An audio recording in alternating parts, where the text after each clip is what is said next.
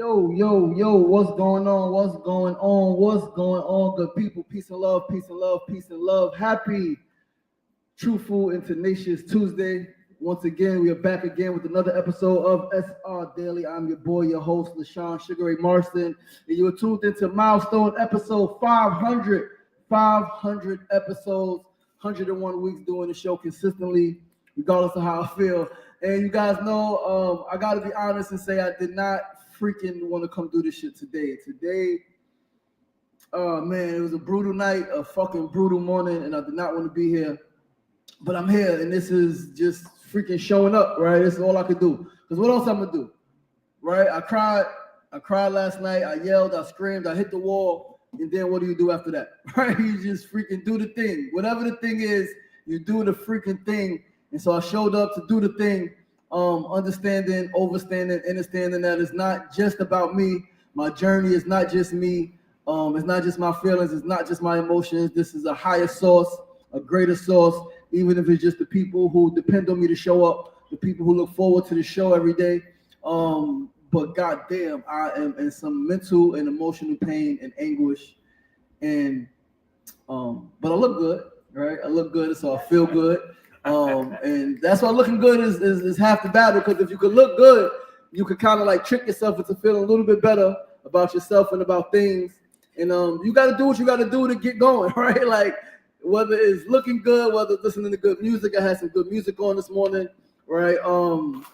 But yeah, I was just in an internal battle this morning of, like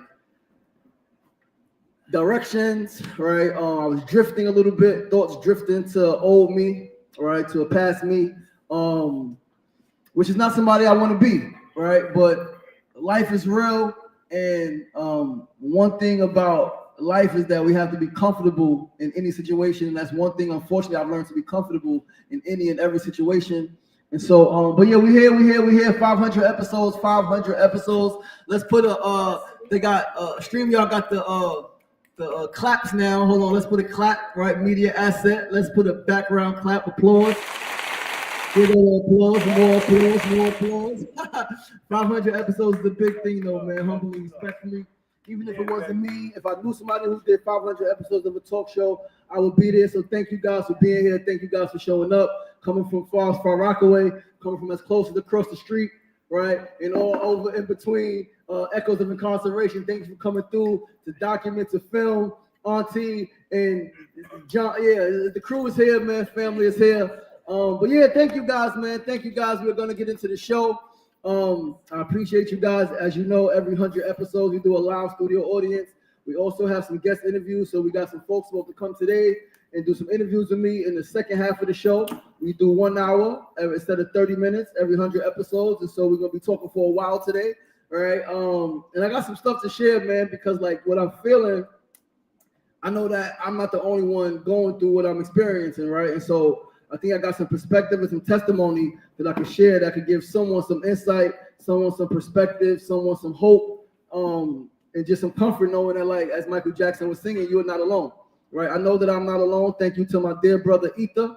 Glory came from the Bronx this morning and just hugged me and held me and reminded me that this is part of the freaking Scorpio season, right?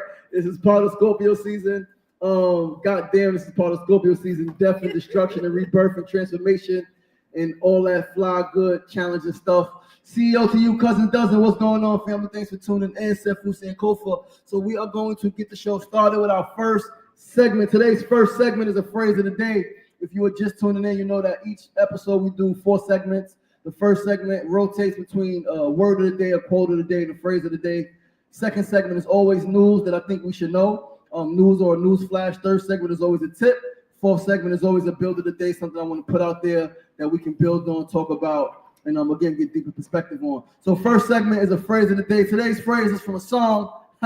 You all know it. All I do is win, win, win, no matter what, right? All I do is win. And like that phrase is timeless and it is perfect for today because even my losses and failures lead to wins, right? Even your losses and your failures lead to wins because when you understand, overstand, and understand that you are divinely guided and protected, when God is always in you and God is always with you and you are part and parcel in the manifestation of the universe, then like even your losses are setting you up for greater comebacks, right? I like Les Brown. Les Brown said, if you get knocked down, try to land on your back, because if you could look up, you could get up, right? So like, and I then added, even if you land on your face, if you could do a push-up, then you back up, right? So like, either way, however you slice, however you dice it, every single fall, every single trip is good. It's all good. You just got to get up. You just got to have the strength and the fortitude and the resilience to keep freaking going, to not succumb to the challenges, to not allow the challenges, to not allow the hard times, the dark times to consume you. Remember that you are light, you are eternal light, you are plasma, you were never created, you can never be destroyed, you are here forever, you've been here forever, your spirit is freaking infinitely powerful, invincible. You just got to remember that shit. And when the times get tough, remember that you are tougher. Remember what's inside of you, remember where you come from, remember who you are, remember what you're made of. And you're going to keep winning, right? You're going to keep winning, and ain't no devil in hell that can stop what's destined from God, the divine source energy. There's no devil in hell, no matter what they try, no matter what they bring against you, as the word says, no weapon formed against me shall prosper. These are things that we have to continue to say, because the weapon's going to come. The weapon's going to come, and the greater you are, the greater the greater the goal, the bigger the dream, the bigger the freaking obstacle. And the closer you get, we hear it so many times. Most people quit, not because they didn't try, but because they gave up on the 1 yard line. They gave up when they was right there. When they was right there, they gave up. We were talking about it. I was talking about it with my son last week. Football, a couple years ago. NFL, Seahawks, Patriots, 1 yard line. They got Marshawn Lynch, beast mode, best running back in the league at the time, most dominant running back in the league. They threw the ball at the 1 yard line and it was picked off. Right? Like, bad decisions. So it's important. And this is why fasting is important. And I was supposed to be fasting, and I'm not fasting, but we're gonna get there. We're gonna finish the month with a fast, because fasting brings clarity, right? Abstaining from food, from beverage, from sex, from people, from social media, from talking, it brings clarity. And when things are haywire, when your emotions are all over the place, you never need to act on the impulse, right? You never need to act on the impulse, regardless of how right you may be. It's not about being right. Just because you have the right to do something doesn't mean it's right to do, right? We can do anything we want to do as humans, free will, freedom of choice. It doesn't mean that it's the best decision. And so remain grounded, right, in your truth, and you're going to win, right? And like, proof is in the pudding, because you're still here, all right? We're going to move right along to our second segment of the day. We got our cue card. Haven't used the cue card in a while, but I said today because, the screen was a little far. I didn't want to keep going back and forth. News flash. Today's news flash. Basically similar to what I was just saying. Big dreams and big goals. Big dreams and big goals will always also come with big challenges and obstacles. But remember, there's no testimony without a test. So lean in, embrace everything, because for every step you take, a path unfolds. Every step you take, a path unfolds. You step left, there's a path there. You step right, there's a path there. So again, you have a choice. You have a choice of which way you want your life to go. Because like it could go left. If you wanted to go left, it could go left. And most people's lives, when my life is going in a different direction, is because I chose that. Right? We could blame society, we could blame the system, we could blame our parents, we could blame the devil, right? We could blame whatever, but it's you, and it's in your mind, is the choices that you made based on the thoughts that you had, the emotions and the feelings that you've had. So if you want to have different outcomes, you got to make different decisions. Right. And again, I understand, right? Like right now, I am feeling some heavy emotions. I was telling my brother last night, like, I'm ready to go backwards. I'm ready to do something that like is drastic. I am, right? Like, because it's real. Those feelings are real and the emotions are real. And you got to be, one thing I learned is to be content with every decision you make. And so I am content with every decision I make. And the decisions I make is not for nobody else. It's not always for this other person. Sometimes you got to make a decision for you. And then you got to live with it. You live with the consequences of your decisions, right? And if you know me, I've always been able to live with the consequences of my decisions. No matter how many times I got arrested, it was never like, oh my God, this shouldn't have happened. It's like, damn, yeah, I did that shit. And let's go with whatever the consequences are. Let's deal with the shit. Let's roll with the punches. However, this is why it's good to, one, take time to reflect, do some introspection, and then seek wise counsel, right? There's nothing wrong with seeking counsel. There's nothing wrong with calling on your brothers and your sisters, younger and older, right? Those who may just offer a different perspective, because a lot of times we lean on our own understanding, all right? We lean on, okay, I can handle this, so I'm gonna go with this decision. And yeah, it's cool, but remember, it's not all about you, right? Even though we are individuals, and even though we should remember that we are individuals, and we should not fall into groupthink and always doing what the crowd wants us to do, always doing what the family wants you to do. You got to do your own thing. However, we are links in the chain, and we are family. We are interconnected and interdependent. And so the decisions I make impact you. The decisions you make impacts me. And so as I'm processing these emotions and as I'm going through these different thoughts, I'm battling, right? It's a real internal battle between not right or wrong or good or bad. Is what the fuck do I want, right? What do I want for myself? What example do I want to be, right? And again, remembering that like I'm extremely close to everything I've ever wanted, right? Extremely close, like it's right there. Like the other day, I created what is arguably the best thing I've ever created, right? I created a lot of dope shit, but the other day I created a program, I created a method, like that is, I think by far the best thing I've ever created. I'm 2 weeks away from being a certified brain coach, right? Certified brain coach, studying neuroscience and just how the brain works. And I'm 2 weeks away. Next week is week 12, right? Then I take my final exam and I'm gonna ace that like I've aced all the other exams, right? And then I'm gonna be a fucking brain coach.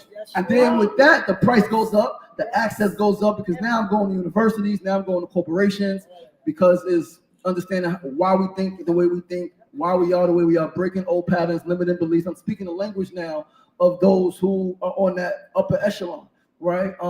But I'm doing this so I can get the money from them, right? And then bring it to us so we can do this shit like communally for free. Because I'm not gonna charge my people for the shit, right? Because like we need this shit. And like people in my family, people in my neighborhood, my friends, we got some fucked up ways, right? And it's okay to admit that I got some fucked up ways, all right? But we got to break those ways if we want better, right?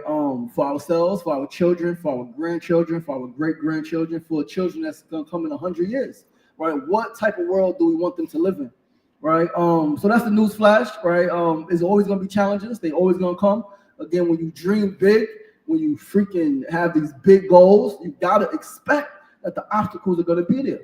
And a lot of times we fall because, oh, I didn't know that was gonna happen. I didn't expect that obstacle to show up. Like, that was foolish of you to think that it's always going to be freaking gold roses on the road. No, it's gold roses are there, but they are fucking layered with dog shit. You see Queensbridge, you got to play hopscotch. All right, shit everywhere, literally.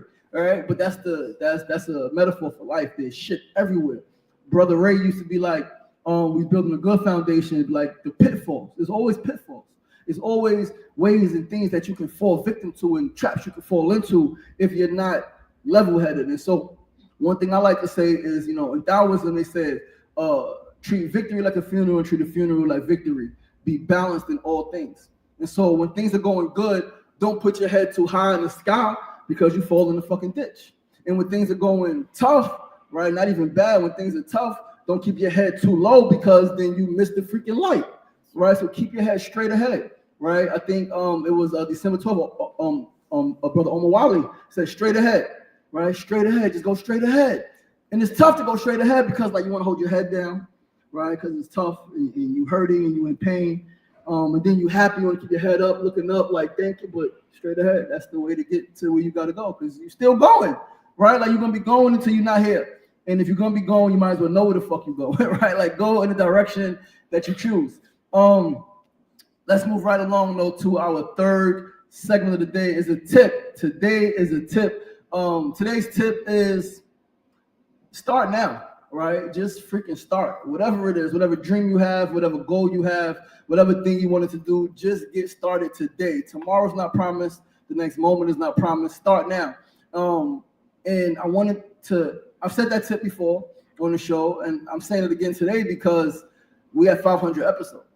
500 episodes started with one.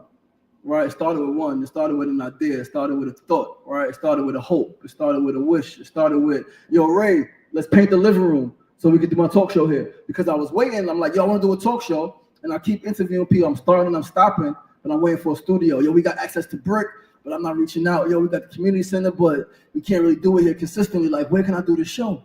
And I'm looking, and the thought is there. And at some point, I had to get out of my own head and say, just fucking start, Sugar Ray. And I started. We painted the living room. We put some freaking spotlights up. And 2 years later, here we are, right? We almost, next month is going to be 2-year anniversary. But here we are, 500 episodes. So whatever it is, you just got to start. Like, you can't get to the top of the mountain if you don't take the first step. Right? You can't get up your stairs. You can't get to where you want to go if you don't take the first step. And the first step is the hardest thing, right? It's the hardest thing because you're questioning, right? Is it going to work? Am I going to trip? Am I going to fall? Who's watching me? Who's looking, right? And then a lot of times we get in our own head, right? We're always in our own head, but we're looking at where we want to go. And we stuck there. We stuck at the end goal, which is beautiful. It's beautiful to have a vision and to see how you want to end up, to see where you want to be in 5 years, 10 years, but where you want to be in the next moment, right? And so December 17th, I was like, all right. We had did the painting, and I was nervous because I'm like, all right, I'm gonna start. And there was a lot of stuff happening at that time, right? There's always a lot of shit happening. I remember asking this French artist, I was like, why does it seem like there's so much anguish in the world today? He said there's always been anguish in the world. It's just we have more access to it because we have the world in our hands with our cell phones. But there's always shit happening. There's always murders. There's always genocide. There's always apartheid. There's always poverty. There's always homelessness. There's always hunger. There's always all of this shit is always happening. Always, all over the world, because like people are different. And so depending on where you are, depending on the time of day, right, somebody's taking advantage of somebody else. Somebody's exploiting somebody else, right? And that's the journey. And so we, those of us who want to create better in the world, got to do our part to just make that shit balanced, right? And that's just in this stage, right? We're in the dark age. Eventually there will be more beauty, right? A lot more beauty. A lot more people will be living longer. Families will be more connected, right? There will be less of, but it's still going to be happening. It's just less, right? Like as long as we exist in this physical world, polarity is going to exist. The opposites, right? Hot and cold, day and night, light and dark is going to exist. And so for me, it was like, just go forward. Just go forward with your goal, with your idea, with your dream, and then trust the process, right? Trust the process and don't focus too much on the end result, step by step, moment by moment, breath by breath. That's how you get the job done, right? And let's move right along to our fourth and final segment of the day. Do we have our interview guests here? Our interview guests are not here. So we can call up on some random people for some interviews, right? I got some surprises. I got y'all. I was about to call you up, brother. Give me a second, because our guests are not here. It's all good though. But we're gonna go to our fourth and final segment of the day. It's our build of the day always. And today's build is a reminder of the impermanence of everything, right? Nothing lasts forever. So detach. Love, yes, deeply, passionately, but detach. Know that relationships end. Know that days end, right? Know that like life ends. So appreciate the moment that you have. Appreciate life as you have it. Appreciate the people as you have them, because the abilities are going to change, right? Functionality is going to change, right? Chemical makeup, everything is going to change. Nothing is going to last forever, right? Not the good days, surely not the bad days. So again, don't get too down, right? Like right now I'm having a tough time. I know that as I breathe, as I talk to my brothers, as I talk to my sisters, as I move through the day, I'm going to move further and further away from those heavy emotions, right, into more logic, right, into more thinking rationally, right, because the first thing that comes up is the what they call the primal brain, right, is survival, right. It's like somebody's playing with me, I got to do something, I got to lash out, and then it's emotional, right, but then the last prefrontal cortex, right, you took a brain science, is freaking logic and reasoning, and this is why children, right? Mona and I were just watching the thing about teenage brain. This is why young people have such a tough time. They're like, well, why would you make that stupid decision? Why are you train surfing? Because train surfing is exhilarating. It's fucking dangerous as fuck. But they're not thinking rationally. They're not thinking logically, because that part of their brain does not fully develop until we're 25 years old, right? And even then, based on brain trauma, based on experiences, based on all of that stuff, you still may be delayed. Right, so even though your brain may be fully developed at 25, based on your experiences, you still may be stuck in the logical or the illogical, emotional survival part of thinking, right? But this shit don't last forever, man. Like none of this is gonna last forever. And so breathe, right? And let go of everything. Let go of your attachments. Let go of your expectations, right? Again, have thoughts, yes. Have dreams, yes. Have plans, yes. Right? Do your best to like try to in the next moment predict it, but also like it could change. And when we get too attached, when change happens, that's how we become devastated, right? That's how we want to fall apart. That's how we're like, oh my gosh, we're rolling on the floor crying, right? We're just like we're effed up in the head because we thought it was going to be forever. I remember I did a stage play back in 2010, Love Doesn't Hurt, and I was playing a character. My brother in the play was beating his wife, right? And I was the brother, just came home from prison, and I found, God, and I'm telling her, like, you don't got to put up with this. You could, like, that's my brother. I love him, but, like, he's doing you wrong. And there was a line she said that was so profound, right? She said, I gave him everything. And my response in that play was, that's the problem. You ain't supposed to give everything to nobody but God, right? We give each other. And that is a fine line because, yes, give your all. Give your all to every moment, right? However, like in giving your all to people, your children, your parents, your siblings, your spouse, business partners, friends, also be aware that things change, right? Like give your all, but it's going to end sometime. So when a person switches up on you, right? Yes, be hurt, of course, right? Like, oh my gosh, like that hurts me. However, understand, understand that people change.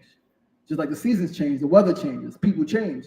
And be mindful or remember rather that there was a time you changed, right? And so like we want to beat everybody else up for doing something, but not ourselves, right? We want to beat other people up for not keeping their word to us, but how many times did you let yourself down, right? Where will we be if we kept our word to ourselves? If we did the things we said we're going to do, and if we stopped doing the things we said we ain't going to do. I know right now, if I was doing my freaking fast, I would be 15 pounds lighter and I would feel a lot better in my body, right? But I didn't fucking do this shit this month. And so it's all good, right? Like, again, learn to be okay with wherever you are. With the fuck ups, be okay, right? Like, here I am, and then get started again, right? But yeah, nothing lasts forever. That's the build of the day. And that's our first session. Thank you, guys. Right, we're going to move into some interviews. We're going to call up, right? Yeah, my other interview guys are not here, but we're going to call up my good brother, Eat the Glory. Come on out, brother. Join me in the interview. Eat the Glory is sound healer, sound practitioner, sound bath. He was out here a couple years ago doing a sound bath on the block in Queensbridge. He was out here a few months ago doing a sound bath up here on the hill for our Juice and Play. Eat the Glory, thanks for being here. It's an honor. And Eat the Glory, I mentioned earlier, right? I came in, I was a little late, and like big emotions, right? Big emotions, big feelings, crazy thoughts. And he recognized that. He came, grabbed my bags, helped me, him and brother Frank Brown. Very intuitive. He's like, he just helped me. I was like, yo, Spirit told me I needed to be here because Ether is very busy, very sought after individual, right? All over the city and the country, right? So for those who don't know, just give a little intro more into yourself, who you are. So who you are, what you do, why you do what you do. Then I got a few questions for you. All right. Peace and blessings, everyone. I'm so honored to be in this container. I'm so honored to be giving to my people and to our communities and truly reclaiming what true community represents and stands for. And that was why I made sure that even with a busy schedule, even I had an appointment at 9, I had to cancel it to make sure that I showed up, right? And like when I came and I heard to come and show up, I knew I needed to show up. And I will make the movements and changes needed to show up for my people, to show up for my community. And that's what it even shows in that moment. We need to move things to prioritize our community, right? So I'm so grateful to be here. I'm so honored to give medicine that I provide. So a little bit about me. I'm a sound practitioner. I am a certified spiritual life coach. I am a Kundalini yoga, trapeze yoga teacher. I am a brotherhood build organizer and brotherhood build leader. I think I might have said retreat facilitator. I facilitate retreats. And I also am a community leader and organizer. And I do work inside of the South Bronx. And I'm a Bronx native. Born at Lincoln Hospital, where the Black Panthers, was congregating, feel me? And my family's from Castle Hill, and I currently live in Yankee Stadium 161. And I currently do sound. I do ceremonies as well. I'm a ceremonial curator, so I do ceremonies on the equinoxes and solstices, and we're there to bring reverence to the earth, to the land, to the elements that work with us, that always have been there to educate us and to bring us back to reverence, right? To a deep level of obedience to the divine, to the higher energies, to our ancestry, right? And those principles, tools, and wisdoms and practices. So I recultivate those containers to remember, with the drum, with sound healing, with movement and somatic healing to the body, and just like sacred safe space for our communities to build and grow.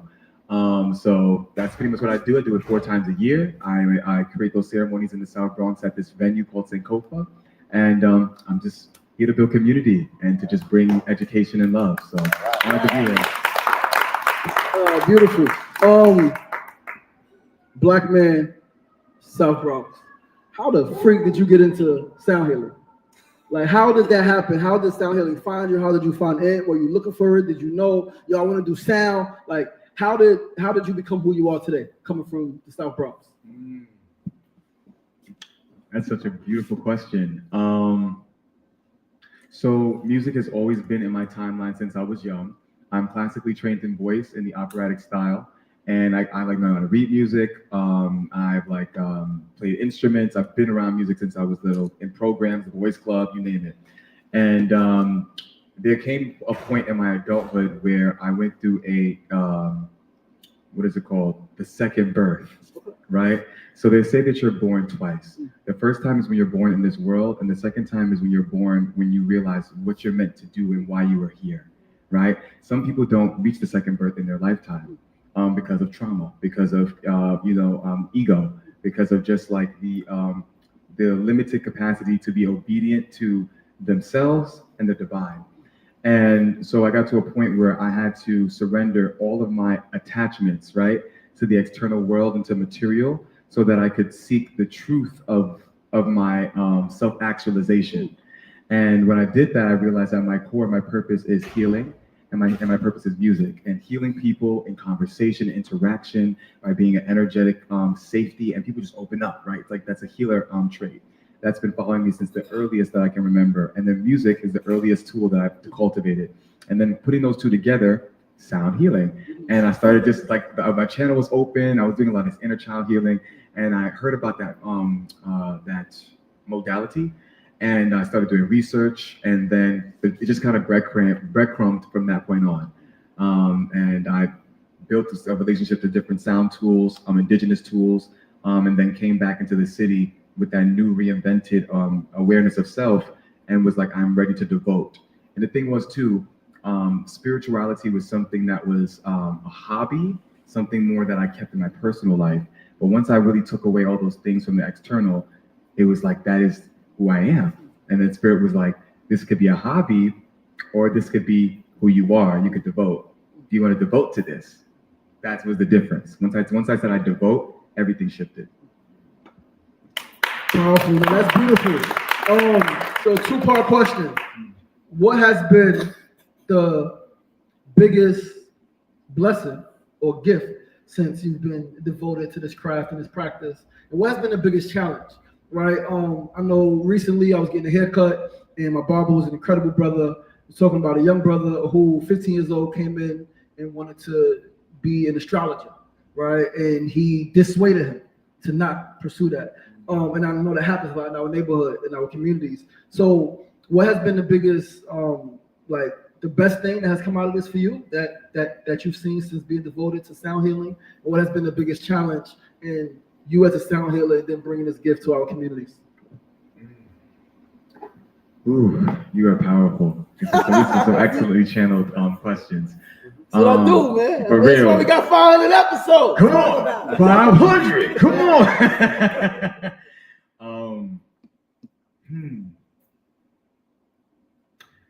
What I'm being called to say is like, my answer is gonna fulfill both questions, and my biggest blessing and challenge is knowing that I can work with the impossible, defying the odds, because I started doing this work when I wasn't getting paid, like I wasn't on a base level workforce, consistent income. I kind of really had to build on, I know that I'm called to this life.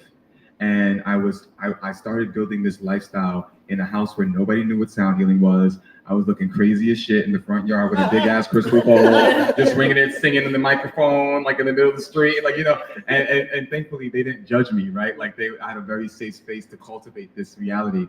But I did not have like a counsel. Like I was really alone. And that was the rite of passage. You have to sit in the darkness, not having anybody, any view of what's happening, but hearing the call and still answering the call, no matter what the physical reality is projecting. Because it's like, are you operating in faith? That it is a rite of passage to cultivate a faith and a fortitude so you can manifest any reality you so choose. And that was kind of what I was blessed with while having to sit in the unknown. And the challenge as well is the unknown, right? Simultaneously, it's not having the support, not having the resources, but having the, or not having rather maybe like the, your expectation of the support and the resources, but being in a space of affirming that you are willing and able to take on whatever is the challenge or obstacle that faces you. And as long as you have the faith alongside you, the doors in the universe will work in your favor. And it's one thing to say it, but it's another thing when your nervous system believes it.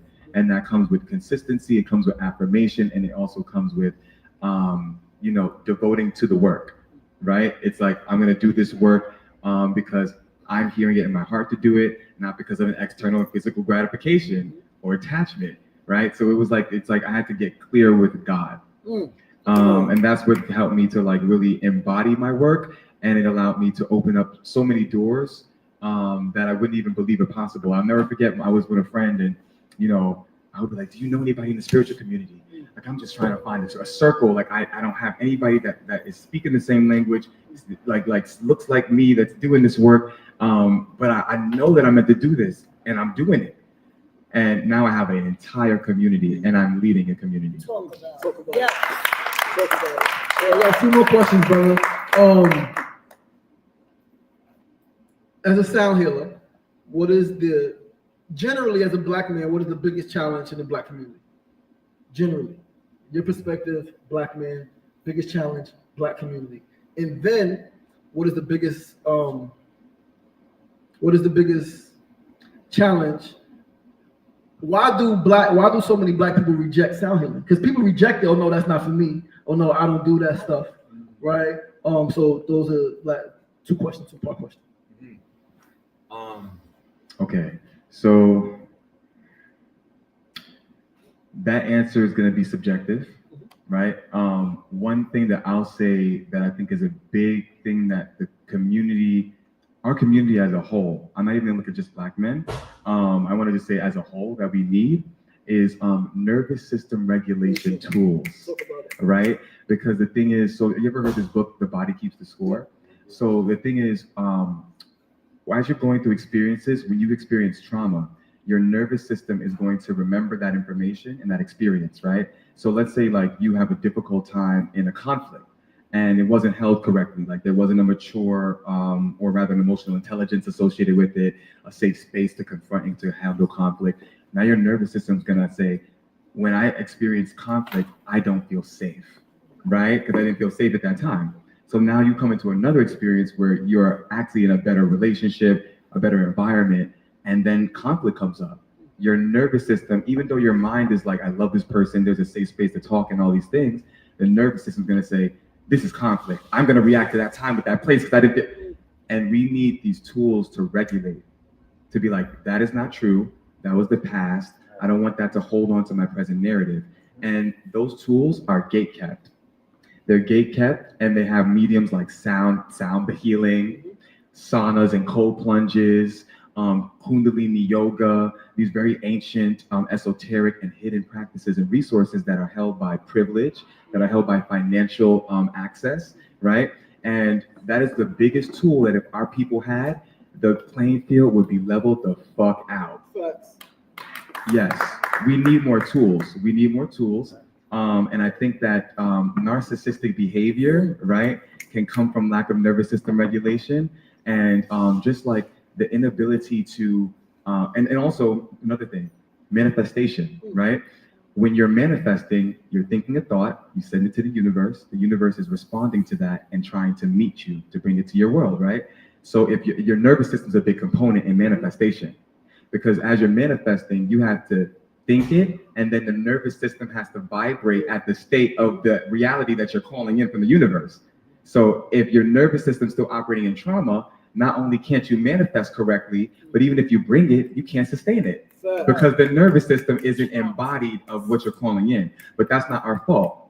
That is based on the limited resources that we've had and the limited resources our elders and ancestors had, right? Moving with survival, moving with literally like being able to vote is like 50 to 60 years ago. Like that's not that far away. That's a traumatic ass time, right? So we don't have the tools of like knowing how to breathe, knowing how to, like tap into my emotional state and seeing when I'm like slightly even just stepping out.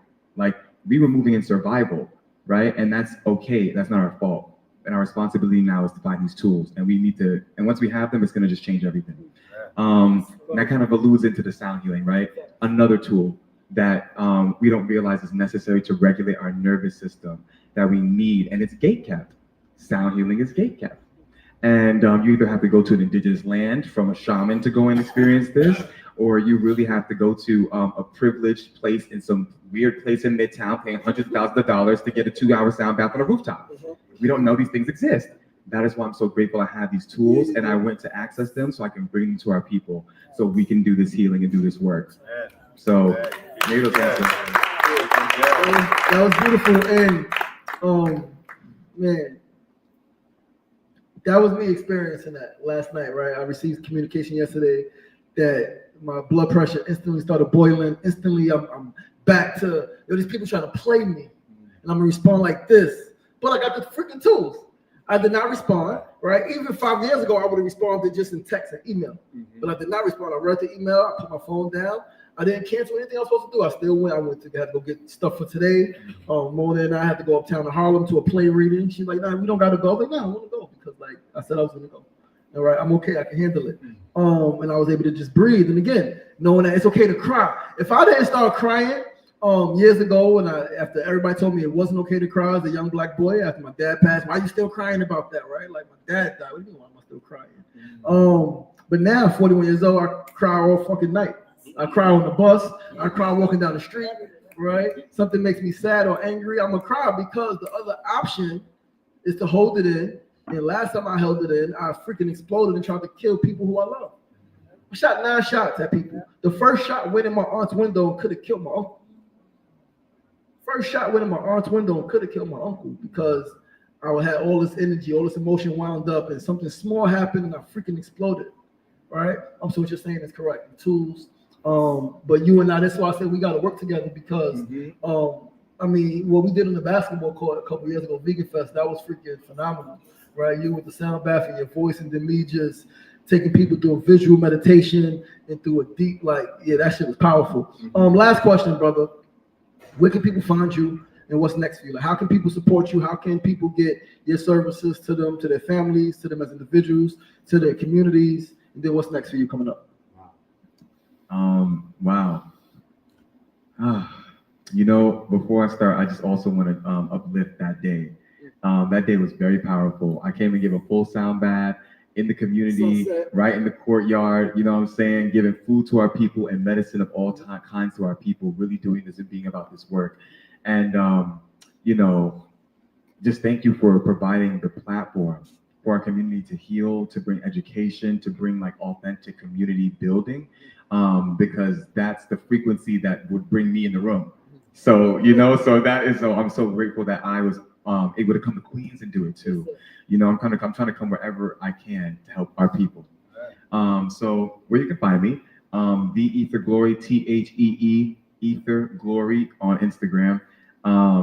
Right now, I do my ceremonies at Sankofa House, the luxury social venue hub of the South Bronx.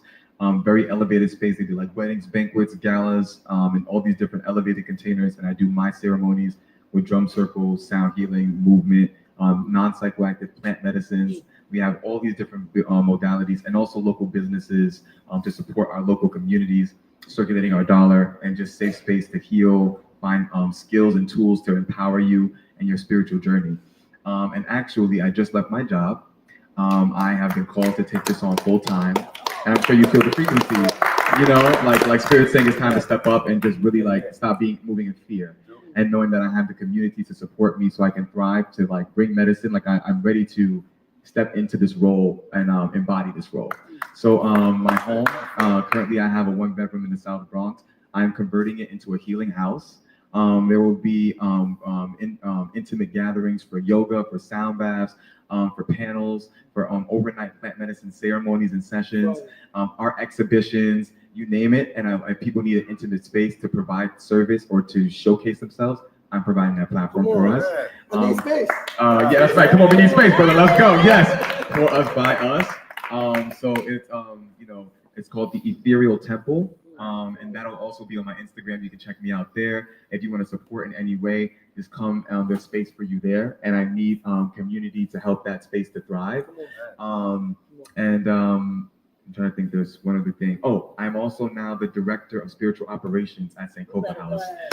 So, I'll be doing a lot more work there. So if you want to come and see what I'm doing, the next ceremony for Coexist Ceremonies, my spiritual brand, is December 15th, a Monday at 6 to 11 p.m. It'll be an evening time. So I'd love to have you there. I don't know if I have to pass the message, but check it out. And yeah, otherwise just check me out on Instagram, hit me up in a DM, and I love to make community. Thank you so much. Thank you so much. I appreciate it. Oh man, give it up for Ether Glory! Yo, listen. I don't know if you guys were there on the block 2023 Vegan Festival. Killed that sound bath. He was here a few months ago again in Queensbridge on the Hill. Juice and Play killed the sound bath. Absolutely extremely talented, extremely gifted spirit, right? Gifted spirit, gifted soul, gifted human. Thank you so much for being who you are and being how you be. We're gonna move to our next interviewer who just showed up. We're gonna call our good brother. Listen, this brother he's a little crazy, if you ask me. He's brilliant. He's lived a lot of lives. All right, he got a book out, super dope book, powerful book, big book. All right, that's how you know he got a lot of information, right? Got a lot of wisdom, a lot of experiences. But I'm a jokester. Me and a brother were just talking about you the other day. He said, "Why stand where Tim's in the summertime and hard bottoms in the wintertime in the snow?" Right? But that's Stan Moss. Stan Moss is a housing justice activist and advocate. One Nighter. He's an author. He's a speaker. Stan Moss, come on up, brother. Come on up, my brother. Come grab your seat. Put a little closer. What's going on, my brother? Put a seat a little closer. Put this mic on you. Come closer. You don't want to sit next to me? Yeah, of course. Stan Moss. Oh, wait. Stan Moss. Yes, sir. Appreciate you. Listen, tell the people who you are, what you do. Give them a brief background of who you are and what you do. My name is Stan Morse. I'm born and raised in Lafayette Gardens, Bed-Stuy, NYCHA. Witnessed the change in my community, witnessed my development fall apart, and watching the same thing happen here in Queensbridge and all around the city. So we're fighting to save public housing right now. That's as clear as it freaking gets, right? So get right to it. Stan, one LIC just passed. Julie Wan just approved. Julie Wan, community boards, they just approved the upzoning of Long Island City. Why is the upzoning dangerous, right? Why is it dangerous? Because a lot of people are like, right, like we were going back and forth online with Anatoly, who's the chair of, I think, CB2, right? And we're going back and forth, and he's like, so many people in the neighborhood, wanted this. They wanted it, the business owners and the residents, long-time residents, they wanted this. And I got a lot to say about that, because I think that, like, number one, when you speak about affordable housing, everybody wants affordable housing, but affordable housing in New York City is not affordable because it's based on the AMI, right, which takes in the income of everybody in the city, even Westchester. Right. So when you got people making $20-30 billion, and you got some people making $5,000 a year, of course it's going to seem like the people who are making less are making more, because so why is one LIC dangerous? the upzoning's dangerous, and what the hell is going on in Chelsea houses? Okay, first I want to say I'm so disappointed in Julie Wan. Julie Wan used to come to the Justice for All meetings and fought with us against Amazon and all that. So to see her get in office, like a lot of politicians do, and totally change up is totally discouraging. There is no affordable housing in that plan they have. And most of these plans, they build stuff, as Ray said, that is not affordable to us. So all we've seen, like I've seen throughout my life living in Brooklyn, they build Metro Tech, they build the Barclays Center, they build all of these different things, but Lafayette Gardens stayed the same. When I lived there, Bed-Stuy was one of the poorest neighborhoods in the country. Today it's one of the richest. But people living in Lafayette Gardens still live the same way. So there is no affordable housing in none of their plans. And they also passed Prop 2, 3, and 4 in this last election. And what that does is allow people to come and build high-rise developments in our community that none of us could live in. When you look at Astoria and or Hallett's Point and all the rest of that, when you see high-rise buildings, and then right across the street is the projects, the neighborhood, the developments, living poor, it makes no kind of sense. That shows you they don't really care about us, and that shows you there's no real plan for affordable housing. And Madani, you better do the right thing. We want to freeze on all privatization plans, all the Rat Pack development plans should be put on hold. They're criminal, and they're trying to kick us out, and where are we going to go? Absolutely. So I know last week, 2 weeks ago, big rally, Chelsea houses. I think they are talking about demolishing Chelsea houses. Talk about that. Talk about what's going on in Chelsea houses and what does the fight take to stop demolition once it's at that point? I know you guys watch Good Times. Well, Good Times is Cabrini Green. Many years ago, they knocked down Cabrini Green, and everybody who lived there got displaced. So now we're looking at the point now where they're literally trying to demolish housing development in New York City, which is insane. All of those people will be displaced. And this is what we got to fight against. I remember many years hearing the talk as a kid, they're going to privatize NYCHA. They're going to develop, they're going to knock it down, they're going to pass it over to billionaires. It ain't talk anymore. It's reality now. And if we don't stand up and fight back and realize that we can elect the next mayor, we can elect the next anybody. There's 1.3 people living in public housing and all of our friends and family. We cannot allow this to continue to happen to us because they're going to steamroll us and it ain't fair. So Madani put a freeze on all Rat Pack conversions or infill until we can figure it out because most of it is criminal. Yes. What does the fight take? Like when you speak about fight, right? A lot of people don't know what to do. How do we fight? How do we fight? What does it take to stop something like this? Well, I know one thing. One of the things to stop those conversions, if you don't sign the lease, the money does not get activated. The money is activated by Section 8, and if you don't sign the Section 8 lease, then they cannot give the funding. So that's one thing. The second thing, we got to collectively fight. One of the things I'm working on, and God, I bless, I can do it, is to file a class action lawsuit against NYCHA, against HUD, the federal government, because end of the day, that's where all this lands. It lands on the desk of the federal government that's disinvested in NYCHA for decades. So we need to come together and have a citywide class action lawsuit for the repairs. How many people here dying from mold, lead, asbestos, or every day causing cancer, mental trauma? We got to fight back because at the end of the day, we're literally dying. I know people that got cancer. You mean to tell me it's not because of their apartment? There's too many situations like that. It cannot be a coincidence. We got to fight back like our lives depend on it. I say a lawsuit and let's fight. Talk about it. Powerful. Ethan, you had a question? It was exactly what you asked. But I do have a follow-up. Go ahead. That is, okay. It can be very intimidating for people that don't have the level of education necessary to fight and advocate for themselves and for their community. So I'm like, what are more practical ways that we can bring that fight, and then also practical ways that we can congregate in community? So the question was, what are some practical ways that we as a community across the city can fight, and how can we congregate as a community? We formed a nonprofit called One Night to Advocates, and what that's going to do is teach all of us how to be advocates. Meaning how to contact your local official, how to hold them accountable, how to send those emails, how to fight for yourself. Because what I really have found is that people are afraid, to be perfectly honest. When they send letters of complaints, when they fought, they get retaliation from NYCHA, they get letters calling them undesirable, and all this craziness, so we can't suffer in silence, so all of us have to become advocates. You may not want to be. It's tough when you live in your own situation, you got your own problems, your building or your house may be falling apart, but we got to become advocates, all of us, meaning each of us can send a letter of complaint, each of us can contact our local official, each of us can take to these demonstrations that we have around the city. We got to show up in numbers so they see these numbers and they fear these numbers. So all of us got to become advocates. And it's unfortunate you got to be an advocate just to have a life in New York City. But that's where we are now. I like what you said. Somebody's phone is ringing. Advocates, right? Advocacy. So you say it's unfortunate, and I understand that.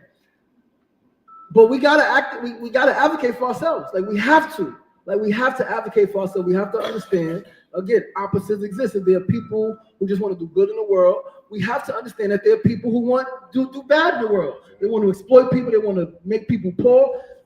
To not understand that, to not recognize that, to think that everybody wants the best for you is foolish. And I think that's what got us in this position and again, it is I think two things can be true at the same time. Yes, systematic oppression and systematic racism and redlining and a whole bunch of things, and our own complacency, right? Being comfortable with being comfortable, right? Oh, I just want to get by. What do you mean you just want to get by? I'm good with my hole in the wall. What are you talking about? You are a manifestation of God. You can have more. You can have more. So we gotta activate that spirit and fight, right? We have to. Stan, last question. Talk about your book. Take 2 minutes. Tell us about your book, because you are an author. You wrote a book. Yeah.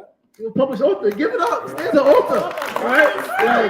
I think everybody should be an author. Stan wrote a book, powerful book. Take 2 minutes. Tell us about your book and where we can find it. My book is called God's Grace. In all reality, I was addicted to crack cocaine for over 10 years. I was homeless. I've lost over $45 million in real estate, and I was suicidal. But what God showed me was a different purpose. All those things that I may have had wasn't for me. My purpose is this fight right here. Being from public housing and having the opportunity to go away, to go to school and do certain things, you got to come back and fight back. A lot of us become successful and you don't see them no more. The ball players, the rappers, or whoever, they're millionaires and they're gone. So for me and for all of us, this is where I come from.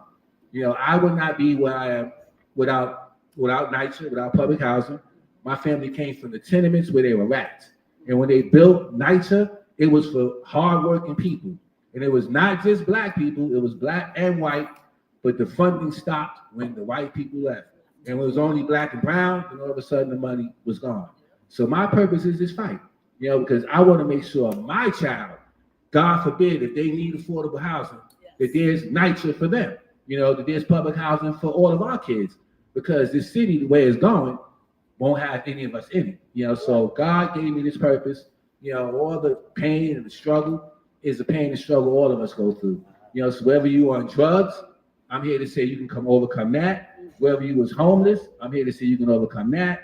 Whether you was suicidal, depressed, I'm here to say you can overcome that, because I was all those things, and God had a different purpose. So I'm thankful. I'm glad to be alive. Come on. Where can we get your book? Where can people buy the book? I'm going to be releasing it soon. I had to take it back off the market. Learning all this publishing stuff, there were errors and mistakes. So I now cleaned the book up, and I will be releasing it. And this brother's in the book, and many of you are in the book too. Meaning the fight here in Queensbridge and the things we did when I was at Justice for All Coalition.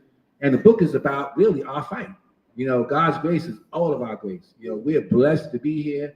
And with this maniac in the White House, we need God's grace more than anything ever right now. Give it up one more time for Stan Moore. Stan, thank you so much for your resilience, for your transformation. You are an incredible human being, man. This brother here. Lord knows. I'm so proud of you, man. All the things you've done, it's amazing. God bless you, brother. Thank him. Get the microphone for you, brother. Give it up one more time for Stan Moore. And listen, guys, we're going to give a few words. We've got a few more minutes left, and then we got some beverages back there. We got some snacks. We're gonna talk. We're gonna mingle for a bit. I want to get some short interviews with you guys. Just what you think about today, right? Stories. Each of us have a story, right? I know a lot of times, I'm 41 years old, so I'm not too old, but I'm not a baby no more, right? A lot of people are embarrassed of their stories, embarrassed of being homeless, embarrassed of being on drugs, embarrassed that their parents was on drugs, embarrassed that they were molested, right? That they molested someone, right? Like whatever the case is, we are embarrassed.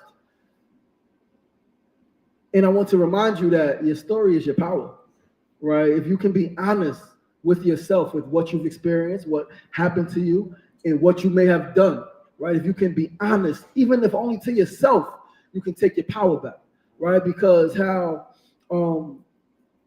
what some will call a devil, how that energy, how that spirit works is something happens and you cower, right? Oh my goodness, nobody could know this thing, nobody can know I did this, nobody can know this happened to me because they're gonna talk about me, they're gonna laugh at me, they're gonna treat me different.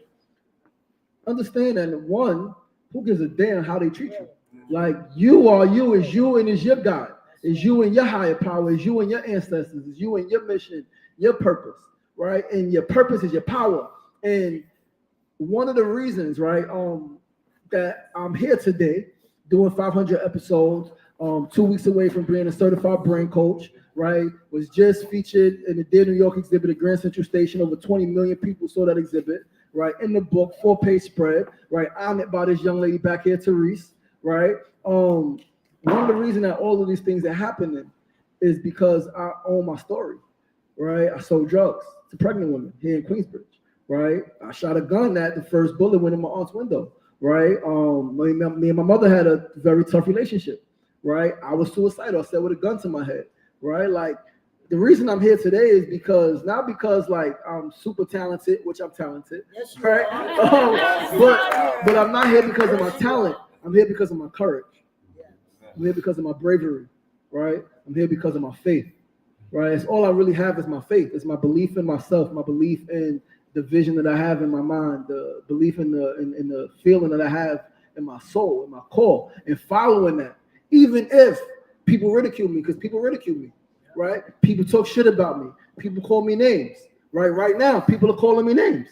Right now, there's people, literally, people who I know are talking about me. People who was like, I thought were family, are talking about me and are criticizing me and are saying all of this fucked up shit about me, right? Some of it may be true. Some of it is bullshit. But I can't control what they're saying. Right. All I can control is how I show up each and every day. And even when I don't feel like it, right? It's Don Miguel Ruiz wrote the book, 4 Agreements. My favorite agreement is always do your best, right? Always do your best.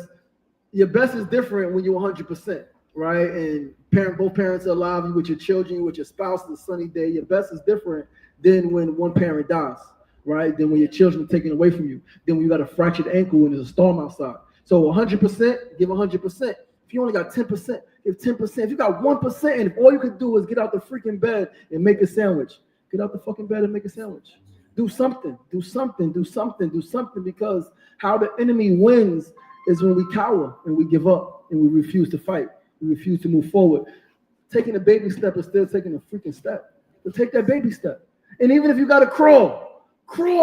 And even if you got to freaking lay down and go to sleep, and pray that you wake up tomorrow so that you can try to crawl again. Understand, understand that all is divine. Your challenges are your challenges. 50 Cent said it. It's one of my favorite lines in hip-hop history. God's the seamstress that tailor-fitted my pain. God is a seamstress. Your pain is tailor-fitted for you. Your journey, right? Some of us would say, I didn't ask for this, but we did.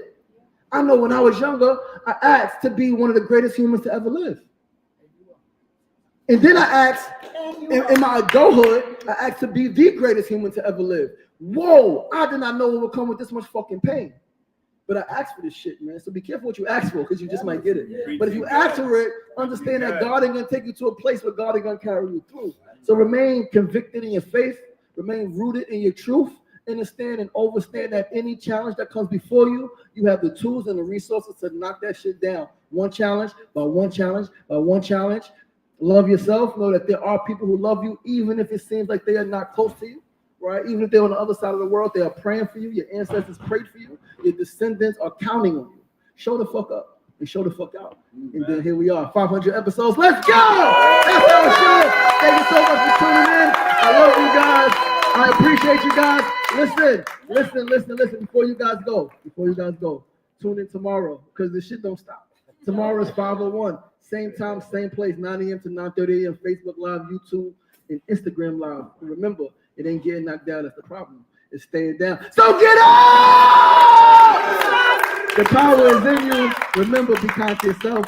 Be kind to each other. The power is in you. I love you guys. Thank you so much. Let's go have some food. Let's have some beverages. Peace. Put me in the game, coach. Put me in the game.